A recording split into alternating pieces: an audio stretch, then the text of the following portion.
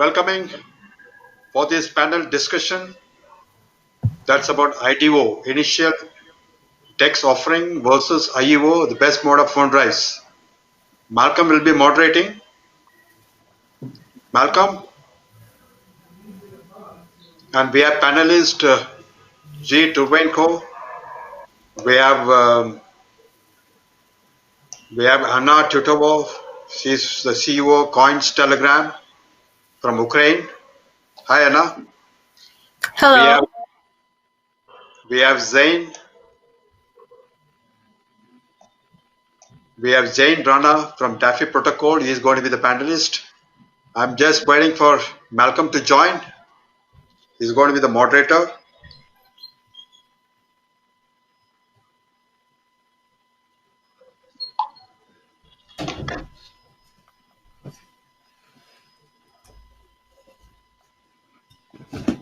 So Anna, before the moderator comes in, just you can introduce yourself with a few lines. Okay. Hello, everybody. Nice to see you here in this panel, and hello, the audience. I would like to introduce myself. My name is Anna Titova.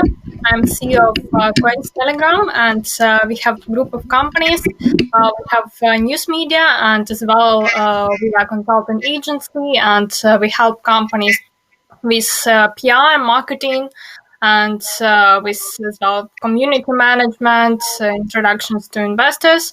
And currently it's quite relevant, especially for DeFi startups, which got a lot of hype now. And we help with projects with exposure in the media, in top financial and business media like Forbes, Entrepreneur, as well crypto media like Cointelegraph, CoinDesk, and a lot of others, as well as with regional development in Asia, Europe, USA, Russia, Latin America, Middle East, so basically in all regions, and as well with getting a lot of hype in different social media, in Twitter, in Facebook, Telegram, Reddit, Bitcoin Talk. Thank you, Anna. What about G? I think G already introduced yourself. Actually, right now, probably today on the Coins Telegram was an article. Am I mistaken, Anna, or today or tomorrow? Yeah, that's right. Yeah, we published an article about MSwap. Yeah, right. So a lot of us are like very old friends, and we know each other. But my name is G. I am Chief Magic Officer from MSwap. So we're creating the best DeFi plus NFT product for community.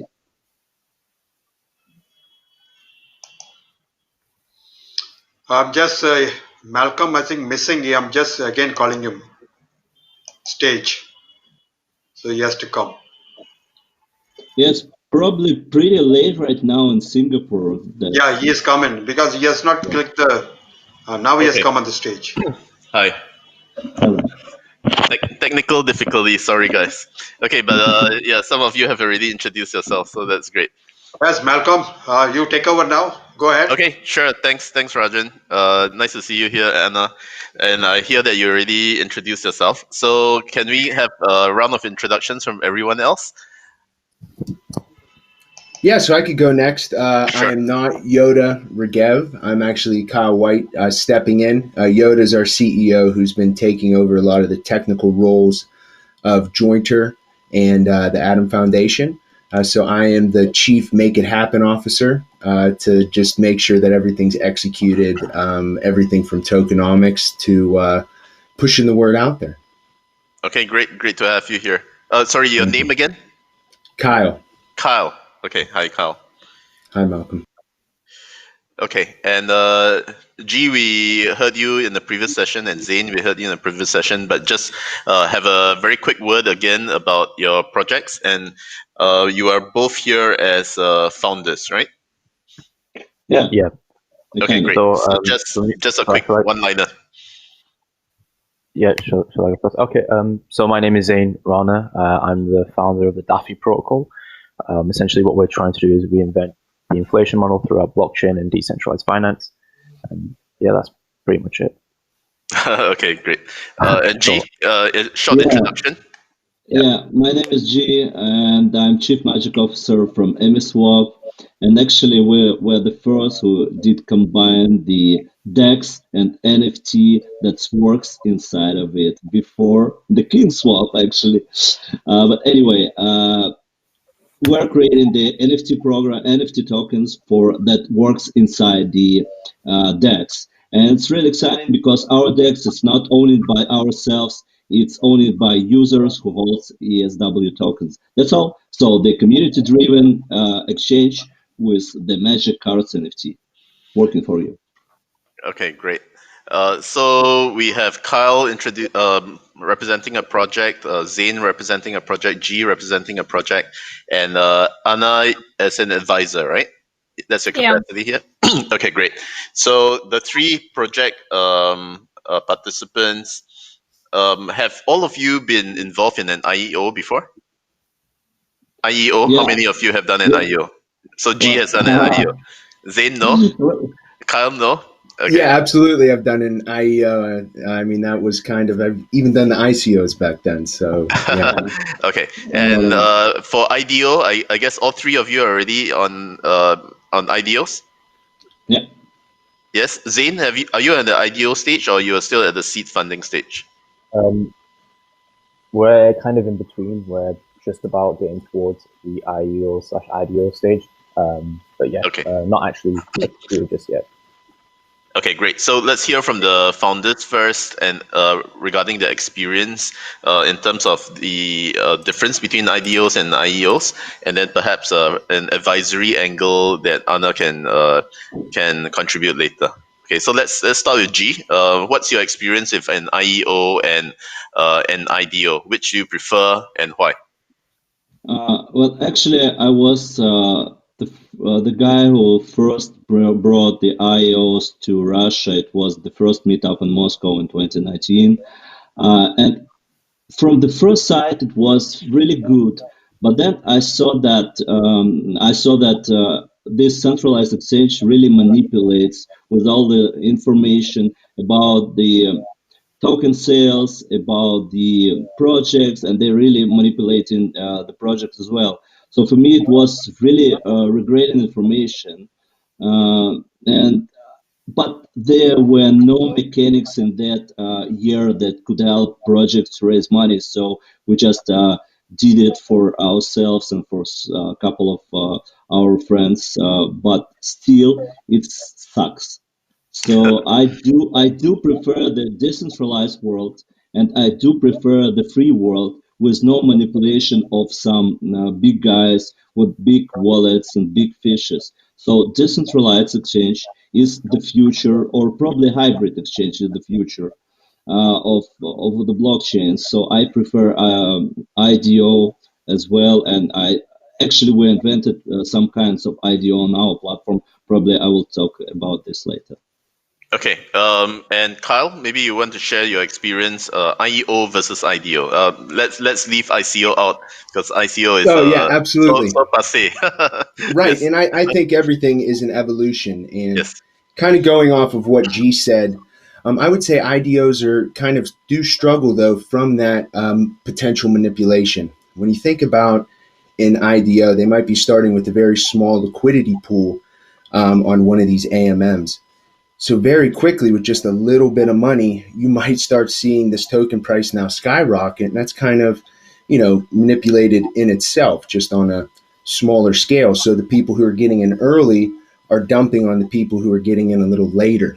So when it comes to which one I prefer, it kind of depends on the company. So the benefits of an IEO is you kind of get the KYC AML of a centralized exchange potentially. You also get the marketing benefit of a centralized exchange. Where an IDO, you might have to do more airdrop style things because you don't have that marketing firepower that a centralized exchange has. And an IDO, by definition, is decentralized. So there's not really someone to go to help push out the project. So that would kind of be, depends on the project, which path is most valuable. Right. And Zane, maybe you want to throw in your 2 cents worth since you're a founder, and I'm sure you have considered this, whether to go with exchange listings on centralized exchanges, or to use IEOs, or to go by the traditional route of an ICO, or, of course, whatever is topical right now with an IDO. Yeah, I mean, although we haven't launched our own fundraising because we're bootstrapped, we've done so much research working on the background with exchanges, observing how similar projects with similar token models performed with IDOs. At the end of the day, we're all about decentralization. I think everyone here values that a lot. But with IEOs, one personal thing that I think can be quite valuable is they help filter, to some extent, scams.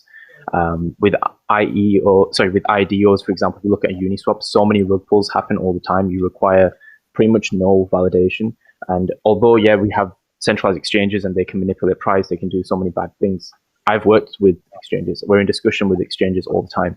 And when I say the exchanges, I mean the best, like top of the best ones with high credibility, the ones who will be around in the next 10 years. These guys, they are very, very careful and they do filter out a lot. So for the retail side, I think, speaking from my own experience, IEOs will still be around, that you do still require some sort of validation. Up until you have maybe IDOs where you have some sort of governance model that filters projects before they're listed, or some completely open permissionless with permissions. That type of model would probably work as a hybrid, but as of right now, IEOs definitely have a place in the market. I'm still a believer in IEOs. I think decentralization is awesome, but we do require some protection for retail. Right. So Anna, what's your take on this? IEO versus IDO. What's the pros and cons, and how would you advise a new client? So as for now, actually, I consider that I use that already.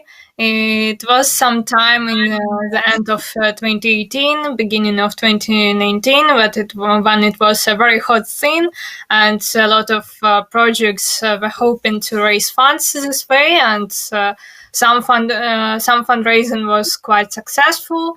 But then in some time it started with a lot of exchanges like just shilling the listing and shilling of some IEO services.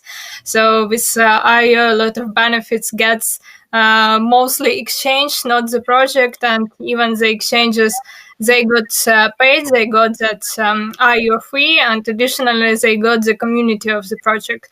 And the issue about marketing from the side of exchange is a little bit doubtful because it much depends on the project itself. If the project is good, investors will come for it, and your investors interested in your project can come to any exchange. It even doesn't matter where you conduct your fundraising. So as for now, I think that IDOs are much more successful, and especially we see such a hype around DeFi. So even some project not related to DeFi launch these IDOs, and we can call this some of these investors degens in the hopes to get some quick gains with these ideas. And the only con I see is, as was said already, the manipulation by big whales, and as well that some investors can put higher gas fees, so they can buy the tokens of the project first. And as well, another thing is that there is no KYC. So if your project, for example, has restrictions for US investors or for some other regions, it's difficult to monitor from where your investors, because everything is decentralized. Right. Thanks for your opinion, guys. So I'll summarize. So G is all for IDOs and decentralization. Zane is coming from a viewpoint of centralization is good in some aspects, and in fact is probably still more favored in his opinion, based on whatever he has seen from the market now. And Anna is more towards the proposal for the decentralized exchanges or anything that is currently topical. And currently topical, of course, is all the DeFi projects, and most of them are trying IDOs. And Carl offers a balanced approach, saying it really depends, right? I would say the same thing. We have been involved in about 100 projects over the last 3 years. And recently, we've been involved in a few DeFi projects. There are pros and cons, so I'll offer a balanced view as well. So the IEO phase was basically very hot in early 2019, popularized by Binance with a few very successful projects, and then the big exchanges started jumping in, and pretty much every exchange started jumping in.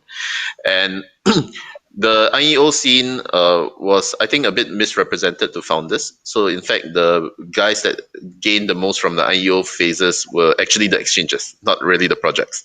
So, many projects were led to believe that they can raise money, but once they started engaging the exchanges, the successful exchanges actually were successful because they required the projects to put substantial monies into market making and to provide liquidity and to provide price locks. So for a period of 1 to 3 months, you had to provide liquidity, you had to provide volume, you had to provide a certain price target to the projects.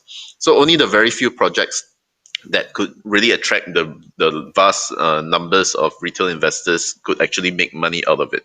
I think invariably a lot of projects didn't raise that much money, and in fact started feeding all the exchanges. So after a while, the exchanges basically sucked everyone dry. So that's unfortunate. The IEO started going down. And of course, the quality of projects started going down as well, because more and more projects were enticed to come in to feed this machine, but the quality of projects started to go down and dip over the course of the year. And now IDOs again have pros and cons, right? The pro, of course, is what the panelists have said. It's great to have decentralized and let the community decide, and there's no central control. It's harder to manipulate. But at the same time, there are easier ways to manipulate as well. So just using the live case of KingSwap, even before KingSwap came live on Halloween, in the run up to that, the 7 or 10 days before that, we spotted at least 5 fake tokens. And 2 or 3 of them created King tokens. Of course, not our smart contract. They created fake King tokens and marketed them already. So some of them marketed through their own channels. Some of them came up with new websites that were similar. In fact, one of them did it so convincingly that even well-known big exchange, centralized exchange, thought that theirs was the official channel. So this is entirely possible because on a decentralized platform, nobody checks. Uniswap has 20,000, 30,000 pairs. I would say at least half of it are scams, right? Our King tokens, we had I think 3 direct tokens that were named King as well, and in fact some of them had some volume. Some unfortunate investors actually bought them, so there were people scammed. And I think to date we have counted maybe 15 to 20 copies of KingSwap. So that's not really possible on a centralized exchange, because exactly like what Zane said, they do a lot more due diligence. They do have the listing teams who will check smart contract, check founders, check everything, make sure that you have the control over it before they allow you to list. So that's something that is unfortunate in decentralized space. Decentralized means anonymity, and it's very easy to just create a pool, fund it with your own tokens, that you just call it a certain name, and then start shilling that instead of the legit project, right? So that's the unfortunate thing about it. And one more thing that a lot of people may not be aware. Once you create a Uniswap pool or a decentralized exchange pool that has no centralized control, you've kind of signed a pact with the devil. So if you ever want to leave that decentralized exchange, sorry, you can't. Because unless everybody pulls out the liquidity, otherwise it will be forever there. So KingSwap itself actually did a liquidity migration. So the project moved the liquidity over to the decentralized exchange that KingSwap opened up. And we asked the community, and in fact told the community that we will compensate them for moving the liquidity. But there were just a few stragglers. We don't know what happened. Maybe they just bought the tokens and forgot that they had it, and it's forever stuck. So there was no way for us to finish off the pool in the decentralized exchange, and there was no liquidity there. The community was upset that the price, the low prices there, the low volumes there were showing up on CoinMarketCap. So in the end, we just had to discontinue that token and create a new token. So that's one thing that not many people will tell you. So if you have projects that are considering IDOs, that is a life problem, right? So if you ever want to move away from that pool, you might never be able to move away from that pool. That's the unfortunate truth.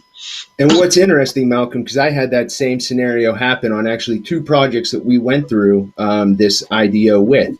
And because there's not really someone to even talk to from the decentralized exchange, they want to help because they want to protect their own users, but it's not as easy to get that switch into place. So that kind of could be where the hybrid model comes into play if we're looking about how a stronger future is possible. So you look at people like Stex or Binance, these kind of semi-regulated players who are getting involved, and Binance, returning the $10 million lost from cover. That was pretty big. I mean, basically saying, 10 million was lost, we'll help out the community a little bit. And it's usually the smaller people who lose. So I am always for trying to help, these smaller people stay in crypto, not leave and be frustrated, because for mass adoption, we need all the grassroots support really we could get. Right. Thanks. Great point. Great point raised there. And in fact, when you mentioned Binance, I also laugh because, in fact, a few of our fake tokens are on Binance Smart Chain. So they even created Binance coins for the replicas of Kinswap. So we even have people coming into the official channels and asking, how do I cash out from your Binance coin? We say we don't have a Binance coin. Sorry, you've been scammed. So that's really funny. Yeah. Okay. Let's move on to the next question. Thanks for the contributions there. Someone has a comment. Just a little comment about this. So our goal and our target is to teach people how to use it, because people and users just losing their money because they do not know how to use it. So our goal is to say you can use only this smart contract and this official smart contract and so on and blah blah blah, because that's why the mistakes are here happening. And actually, the hybrid model is okay for me because it's quite secured and it's quite decentralized. So I agree with that. Yeah, that's right. So that's what we are trying to achieve at KingSwap as well. So we have a centralized listing team that will ensure that the projects are legit. We don't allow any scam projects to appear. Yeah. Okay, so I'll move on to the next question. This question is to the founders. So how has the pandemic been affecting your project over the last year? And what are your fundraising challenges for your project? So maybe we can start with Zane. You want to start with your experiences? It's quite unusual because I know for the pandemic it's affected lots of different industries, but for blockchain, for crypto fundraising, etc., it's not being negatively impacted. We've gone through quite a strong bull market, and 2021 also looks quite bullish just from January alone.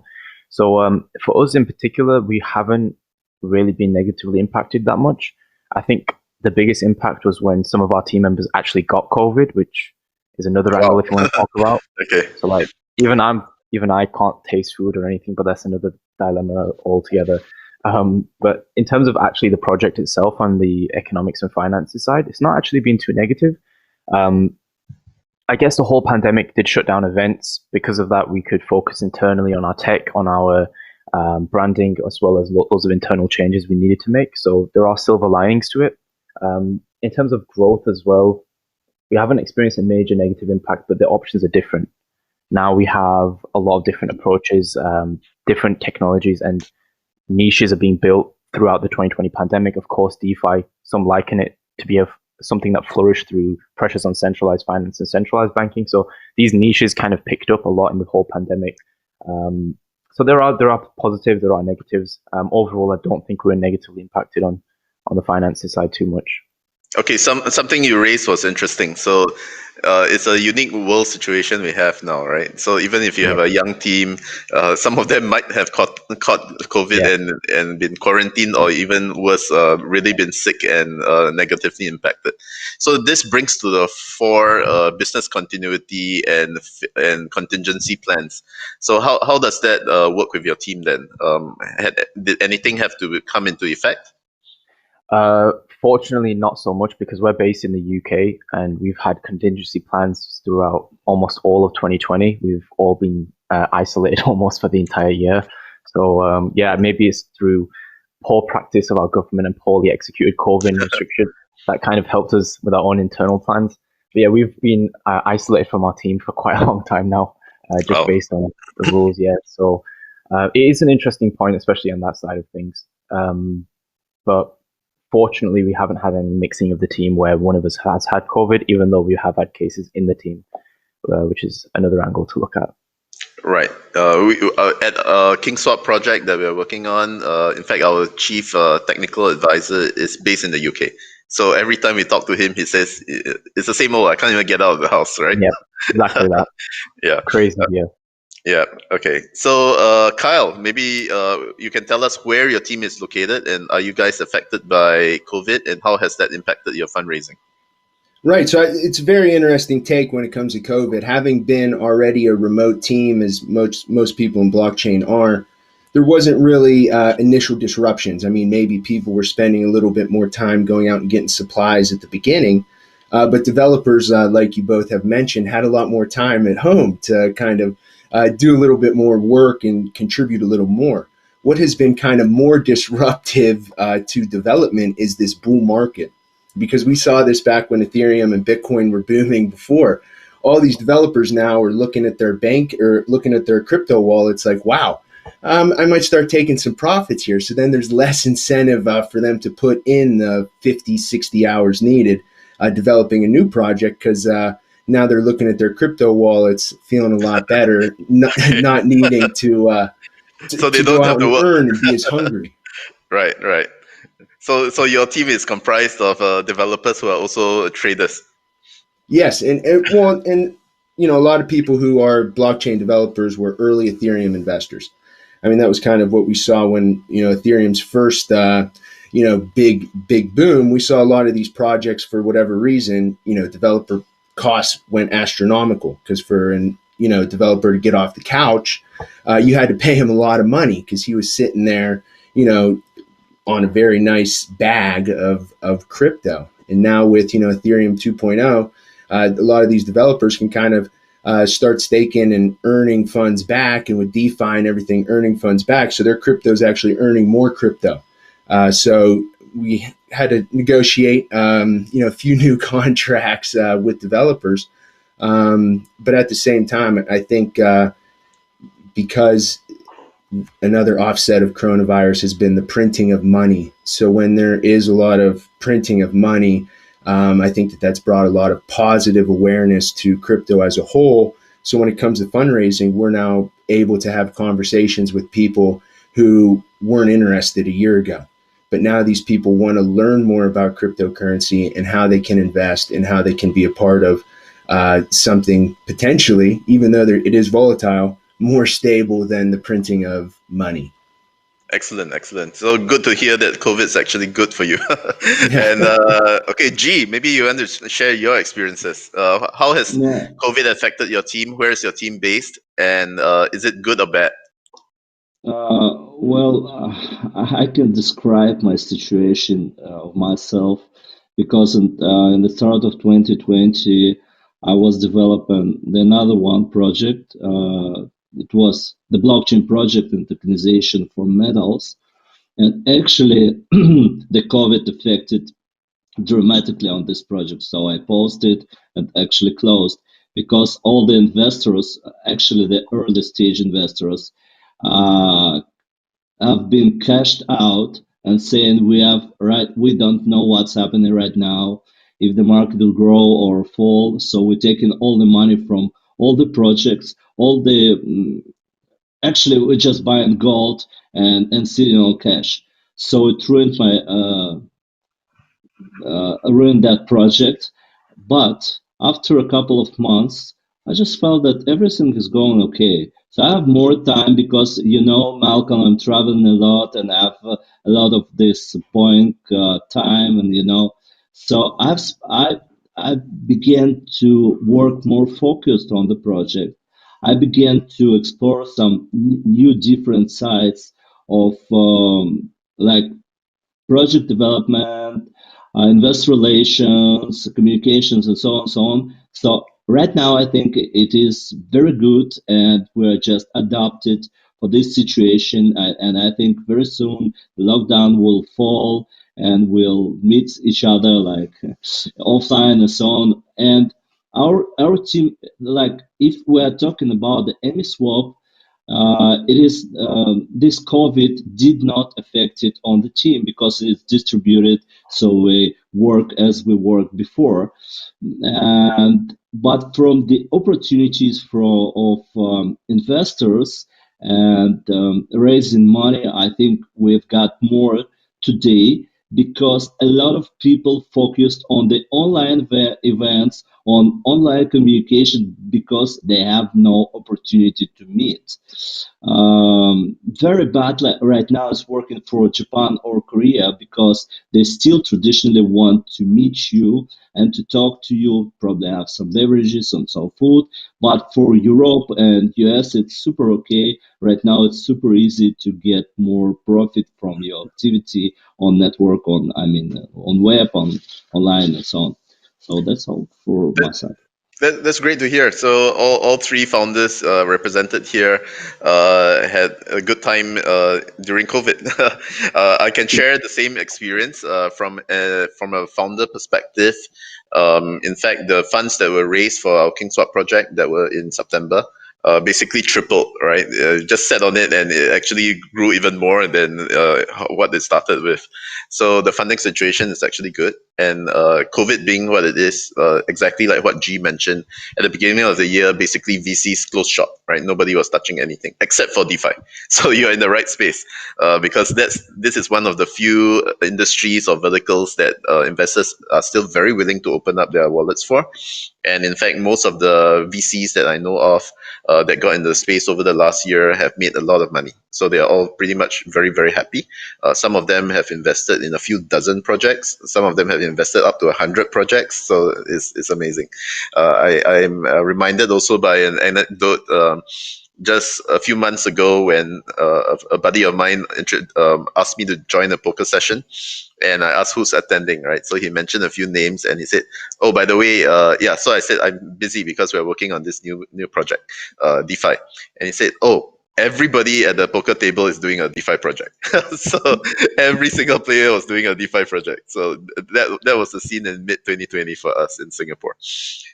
Okay, so since Anna is the only one representing advisors, this question is directed to Anna. What is the investor feedback that you are getting as an advisor for DeFi projects? And what's the benchmark of investment for crypto and DeFi startups in 2021 based on your understanding of the market? So if we're talking about some seed fundraising before doing any IDO, before launching any product, if we are talking about for example, the seed stage and going to angel investors, it's usually some not always big sums needed for launching a DeFi project. Just there should be a clear view of the founder and what they're going to do. There should be built robust tokenomics. So they go to the angel investors who like to just offer to their network, tell about the project. And if we talk about later fundraising, when projects can go to some VCs, we see that a lot of VCs got as well into this DeFi hype. It should be already a product, and the company should show that they have a strong community, because it's one of the most important thing. especially for DeFi project that they have people who will provide liquidity for the token, and basically the requirements are the same as for any project. As for any startups, that you should have the market fit, you should have the the goals, the targets which you can achieve, and a lot of DeFi projects are anonymous, as we know. So some projects even just launch on Uniswap and go directly and do IDO without any token with anybody, because everything is decentralized. But if we talk about the projects which are visible and which are public, that gives more assurance to the investors that there won't be any rug pulls with the real people. Right. So, do you find it easier right now, Anna, in relation to the seed funders, angel funders for DeFi projects? I think it's a lot of very speculative experiments, and investors invest now easier because first a lot of got much more money just because of the rise of the price of Bitcoin, and everybody feels now very rich and they are ready to experiment with something which can make much bigger returns, so they are not that much afraid of losing money. Right. Right. So I was just looking at the greed and fear index a couple of weeks ago that one of our the team's co-founders shared with me, and it showed that at the point, I think Bitcoin price was 39 or 40,000. It was on the way up before the slight correction down, and it shows that 95% of the world's wallets or holders are in profit. So that's amazing, right? Getting to 100% profit is basically impossible. That means nobody's selling. But if 95% of the wallets are in profit, that's an amazing reversal, right? As a few of you know, I've been in many conferences the last few years, and everyone always asks, what's going to happen? Everyone wants a prediction. And what I told them was the next boom of crypto will come when Bitcoin exceeds 15,000, because that's when all the back holders came in, right? I've met so many people the last few years that were so upset that they bought in at the hype, and they bought in usually at the 15,000 mark. And those who kept it are there. But once it passed 15, those that released are heaving a sigh of relief. Those that kept it and it went up triple, from 15 to 30,000 to 40,000, they are all in the money now. Those who cashed out have the spare money, and it's back to the cycle, right? As all of you who are in the trades, in this trade for the last few years know, first Bitcoin goes up and all the alts go down, and then next Bitcoin exits and goes into Ethereum and one or two strong alts, and then alt season comes. So I think that we are coming into alt season soon, and that bodes well for the entire ecosystem. Because I don't think Bitcoin holding at close to 70% market dominance is healthy. But when it goes towards 50 or even below 50, I think that will be very healthy for everyone. Yeah. Okay, so another question that we have is for investors. So out of the four of you, how many of you are actually investing in projects? Two of you. Okay, great. Three of you. Okay, great. So maybe we can you can double up as both founders and investors. So the question here is an investment perspective, right? So how are the market opportunities shaping up for DeFi startups and the NFT marketplace, in your opinion? And what are your investment challenges when someone pitches to you? What are you looking out for? So really, the biggest thing here, Malcolm, that I look for is because every one of these projects is going to come with a little bit of risk. So how I've structured my deals from seed round to A round is basically by putting in different protections for myself as an investor. So whether that be downside protection, something that's protecting my downside to a certain amount, or certain assurances that a project would have to hit. So if they're hitting X, Y, and Z, they're going to get some more money pushed out. So by being able to take that approach, you're kind of encouraging that long-term growth. You kind of alluded to this earlier with IEOs. when people were doing IEOs, they weren't making any money, so then they weren't developing. So it's kind of that catch-22.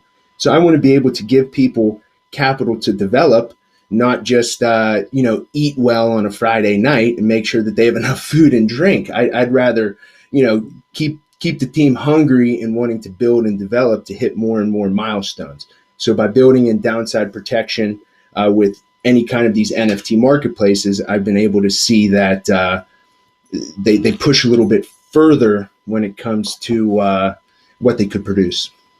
Okay, excellent. And thanks for your perspective. That sounds very much like what Vitalik was proposing, right? A milestone-based release of funds. Yep. That's definitely very good because it's KPI driven and that protects you against the downside risk. So Zane, maybe you want to share your experience as a potential investor and when people pitched you. Yeah, I mean, prior to blockchain and actually how I got into Bitcoin was I was an FX market analyst. I used to do a lot of posting, publishing on TradingView, fundamental analysis, and that type of thing. So in terms of analyzing merits of a project, I'd really look into the tokenomics and I'd really look into the token utility and actually see if there's any hardwired approach where there is actual value of the token, more than just being a replacement of what exactly Bitcoin could do or fiat could do, but an actual economic incentive model. And I'm not going to be negative, but I know a lot of you have seen so many projects. The project sounds awesome, but it's a business with a token. And that's how I would describe it. So, yeah, Kyle knows what I'm talking about. But yeah, it's very, very common. So basically, my first thing that I look at is the actual economics behind the token, its actual real usage, and if there's any way where it should rise in value or have intrinsic value beyond just speculation. That's probably the first thing I look at before even looking into the team or anything else. Okay, great. Thanks for your perspective. G, what do you look out for when someone pitches you in this DeFi space and NFT space? Well, as I go from the VC, so my background was a lot of probably 1,000 of projects that were pitching face to face to me. And I have some experience with all startups, not only with the DeFi or blockchain projects. The first, actually, I do not believe in the written tokenomics. The guy said that tokenomics is the key, but for myself, when the startups starting calculating very difficult numbers in a progress like 2 or 3 years, it's absolutely impossible even for the guys from KPMG or something like that. So it's very difficult math and very difficult economics. So from the first, what do I observe or explore on the projects is usage. So a lot of projects really brilliant in tokenomics was absolutely unusable in the real world. So they created some small projects in out of space of the real economy. So for myself, the best marker for the great project, if the people could use it with the standard actually with the standard interfaces. So if we go to crypto, we have crypto.com. They just created the crypto card with the cashback. It was my idea back in 2 years ago, but it's simple. It's used by people, but what could be more simple than a card? It's card for crypto. It's okay. So migrating could use it. So I believe in the common interfaces. I believe in usage in the real world because you cannot create something like innovative or disrupting. Everything been created before, so you just can you just go to another level. So for myself, it's like usage in the real world in the first place, and of course, I look at the founders because if they are not like in the common sense, not I mean, in the psychology side, they are not strong to be enough to be a hard founder. I cannot trust this person my money.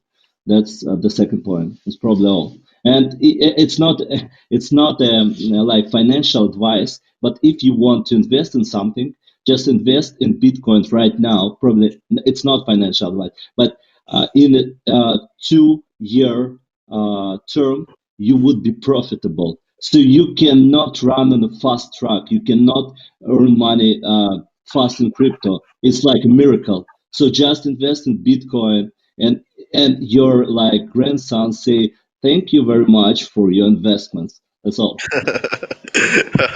Yes, I had that experience with our own treasury team as well. We also have a venture arm and a trading arm, and in fact, our traders were doing something like 10 to 20% per month. But the funds that we didn't let them trade made more than they traded. So they all didn't perform as well as the market, right? If you just left it in Bitcoin and Ethereum over the last 4 months, the money quadrupled. So, or even more, right? I think triple or quadruple, and the traders could not keep up with that, right? They were doing the daily scalping and looking at the intraday, but they just couldn't keep up with the market momentum. The only way to do that was leverage trading, and of course, that's a lot more risk. So, thanks for your perspectives, guys. Anna, do you have any more perspectives regarding crypto investments? Like anything that your VCs or angel investors or high net worths actually tell you that they are looking out for, and what the challenges that they face in terms of evaluating DeFi projects to invest in? So as for some traditional investors, we see so family offices, they're not gamblers, they're not invest into like a bunch of DeFi projects. They're looking more for for a business model, for which returns they can have in few years from the project, what's the roadmap of the project, and etc. And well, before it was not that much popular to invest into tokens. Now when we see the like the DeFi is now like comeback period of ICOs, but these are not really ICOs. Now a lot of funds try to get tokens, and they're even not interested in the equity of those projects. Yes. So I'll just share a final note about our Kingsart project. We actually raised funds in a few ways and also gained revenue. So the first thing, we sold equity. So there was some equity that we sold at a traditional valuation, plug a number out of the air, estimate that this is what the project is worth, and people bought the valuation of a few $1 million. Then there was also pre-sale, and those are the traditional discounted prices that you sell the tokens at. So there was a bit of pre-sale, there was a bit of private sale, but not much. We didn't want to focus very much since we were going to do an IDO. So if you sell too much at a discount, there will be people who will be dumping them, and then your project fails, right? So the third way that we did sales was because we had an NFT element. So we actually minted the NFTs and started selling them even before the project came live. And that was a good revenue source because if you sell a product, that's always the best money.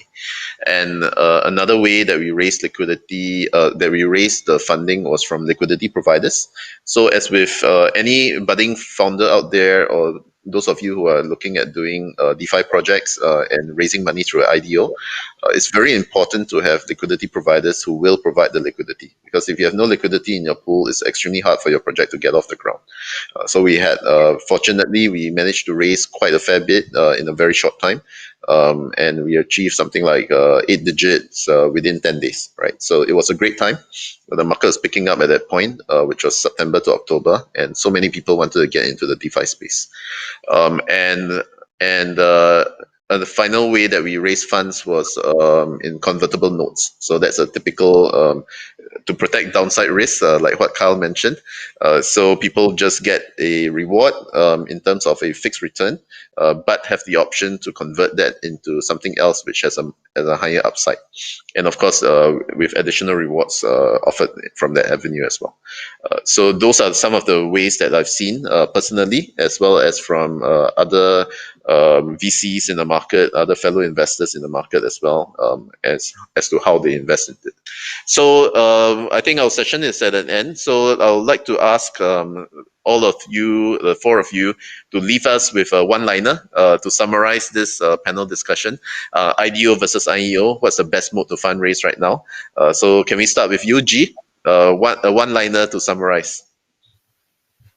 Well, I still think that IDO is the best way to join the investment process right now. Okay, thanks. And Zane, one-liner.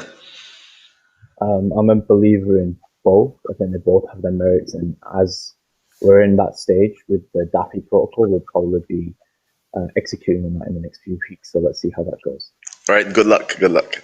Kyle, last word from you. I believe in a hybrid compliant model that reduces risks for investors and increases upside of development to encourage mass adoption. Okay, excellent. And Anna, a last word from you on this topic. I as well consider that IDO is the best option for fundraising now, but the project should be careful on the building of their tokenomics model, and maybe to do this IDO, try to do it in few stages. Right. And of course, to get liquidity providers. Okay, so thanks everyone for joining this informative and interesting panel, and good luck to all of you who are fundraising and those of you who are investing. Right. So Rajan, over to you. Thank you very much. Yeah. Thank you, Malcolm, for moderating and taking out the best insights from all the panelists. Thank you, G. Thank you, Jan, Anna, Kyle. Thank you for the participating in this panel, and we go for the next session. Thanks a lot. Okay, Thank you very much. Bye-bye. Thank you.